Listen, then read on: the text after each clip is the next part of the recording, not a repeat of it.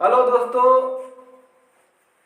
छान बैटरी की क्लासेज में एक बार फिर से आप सबका हार्दिक स्वागत अभिनंदन करते हैं। मैं यशोदा, आशा करते हैं कि आप लोग ठीक होंगे। और आज हम लोग हिंदी के वर्णमाला पार्ट 3 पे एनालिसिस करेंगे। ठीक, आइए चलते हैं। अर्ध स्वर, अर्ध अर्ध स्वर, अर्ध स्वर दो होते हैं, य व, य व। अब आगे लुंठित,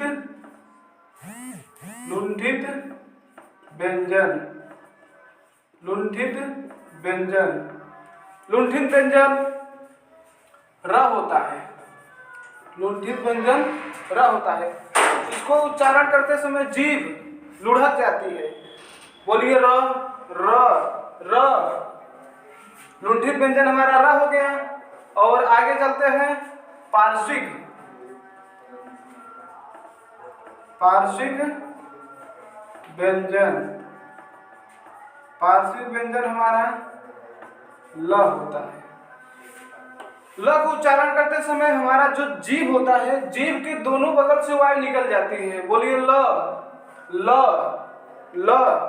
इसलिए यह पार्श्विक व्यंजन होता है।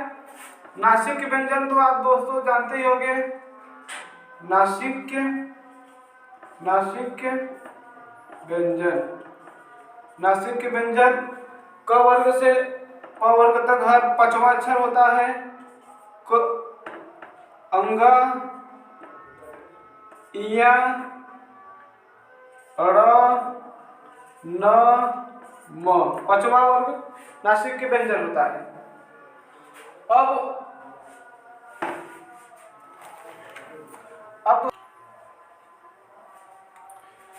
अब आइए दोस्तों, हम लोग अयोग, अयोग, अयोग व, अयोग व स्वर, ये हमारे दो होते हैं। ए दो होते हैं, ए दो होते हैं, दो होते हैं। पहला है अंग, अंग। दूसरा है अह। इसे हम अनुस्वार बोलते हैं, अनुस्वार। इसे हम विसर्ग, इसे हम अनुस्वार बोलेंगे और इसे हम विसर्ग बोलेंगे। और दोस्तों अब आगे चलते हैं हम लोग।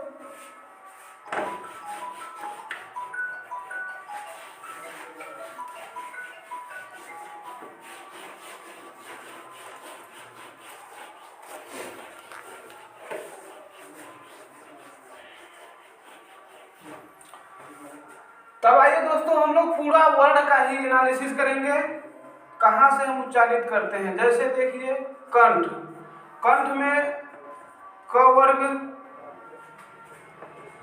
क वर्ग आता है।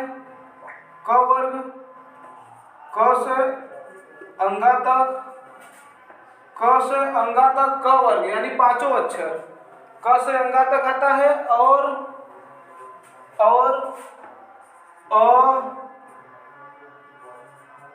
आ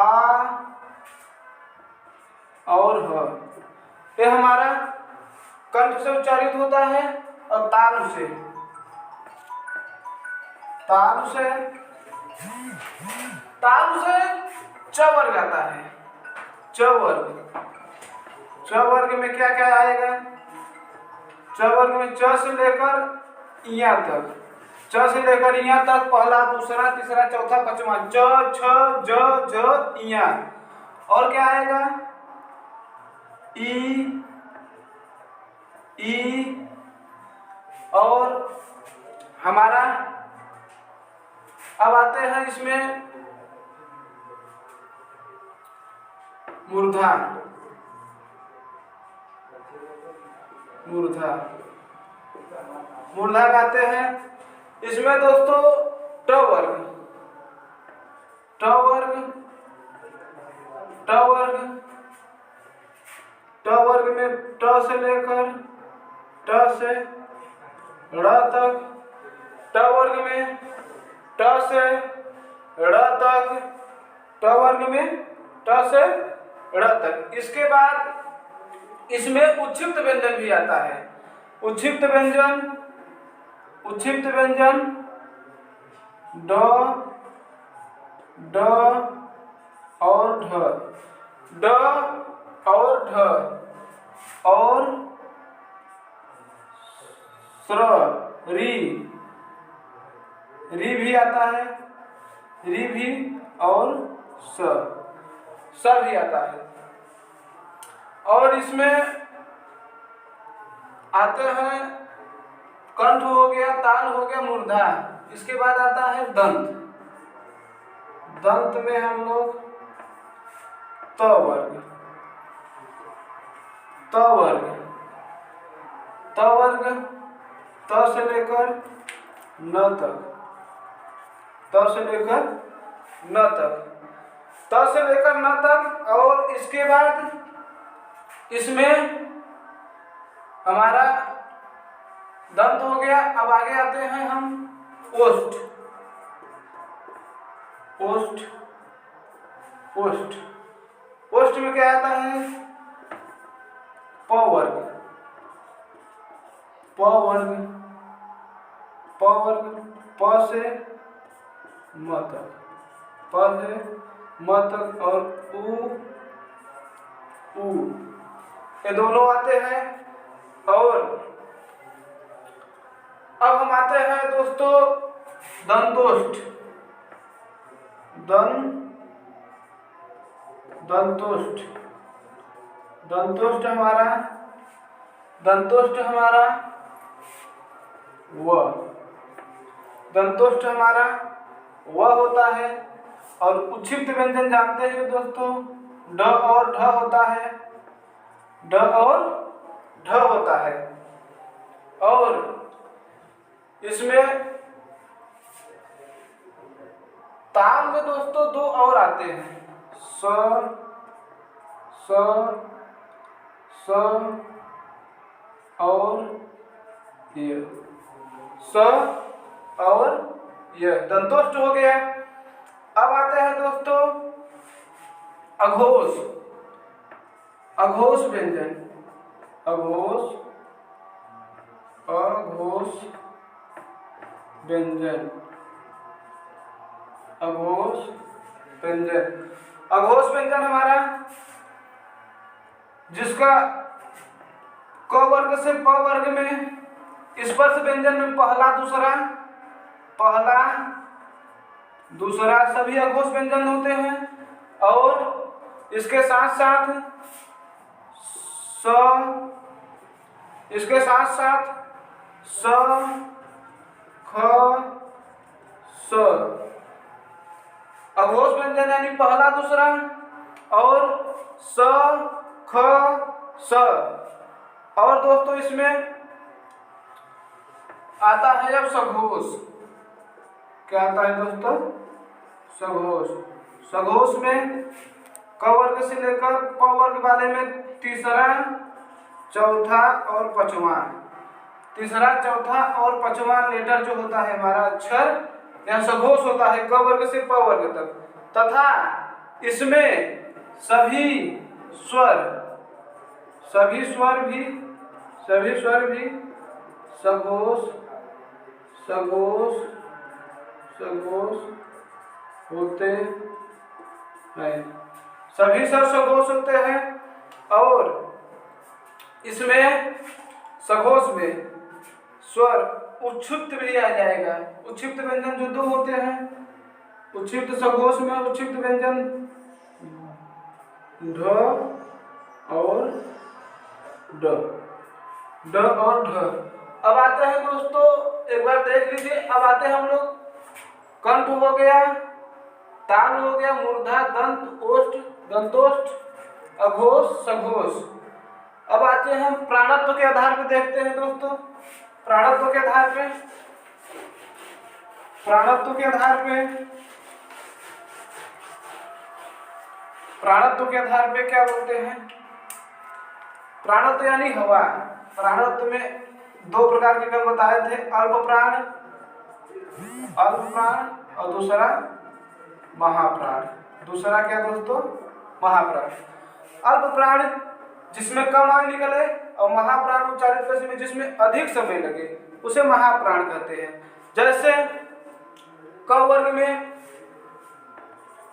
अल्प प्राण क्या होता है?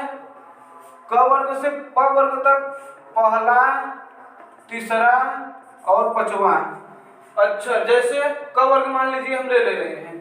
क वर्ग में पहला क्या हो गया? क, तीसरा ग, लास्ट अंग। इसीलिए दोस्तों पहला पहला पहला तीसरा पांचवा अल्प प्राण होते हैं। इसी प्रकार क वर्ग से प वर्ग तक हम जैसे दूसरे वर्ग में लगेंगे च, ज, इया अल्प प्राण होते हैं। इसी प्रकार सभी पहला तीसरा पांचवा क वर्ग से प वर्ग तक अल्प प्राण होते हैं। और अंतस्थ व्यंजन भी अल्प प्राण होते हैं।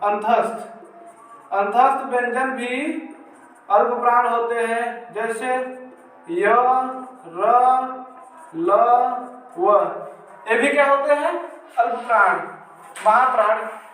महाप्राण में क वर्ग से लेकर प वर्ग तक दूसरा और चौथा। महाप्राण क्या होता है? जिसको उच्चारित करते समय अधिक वायु निकले महाप्राण कहलाता है।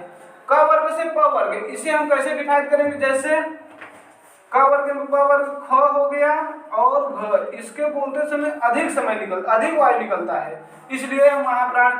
इसी प्रकार क से लेकर प वर्ग तक दूसरा और चौथा अक्षर सभी महाप्राण होते हैं।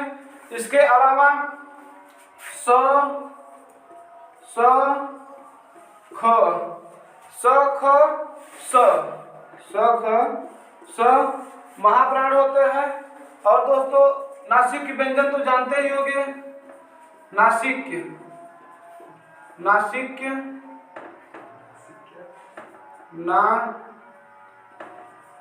व्यंजन। नासिक के व्यंजन होता है पांचवा अक्षर। क वर्ग से प वर्ग तक पांचवा अक्षर अंग, इया, ड़, न, म। ठीक है दोस्तों, अब हम चलते हैं अपना, यहीं से अपना वर्णमाला समाप्त करते हैं और कल हम इस पे जितना क्वेश्चन होगा वर्णमाला का सभी एनालिसिस करते हैं, एनालिसिस करेंगे। और एक बात दोस्तों और ध्यान देना कि वर्णमाला किसे कहते हैं, ये भी क्वेश्चन आता है दोस्तों। वर्णमाला वर्णों के व्यवस्थित समूह को वर्णमाला कहते हैं, इसको भूलना मत दोस्तों। वर्णों के व्यवस्थित समूह को वर्णमाला कहते हैं। कल हम इस पर सभी वर्णमाला के क्वेश्चन की डिस्कस करेंगे।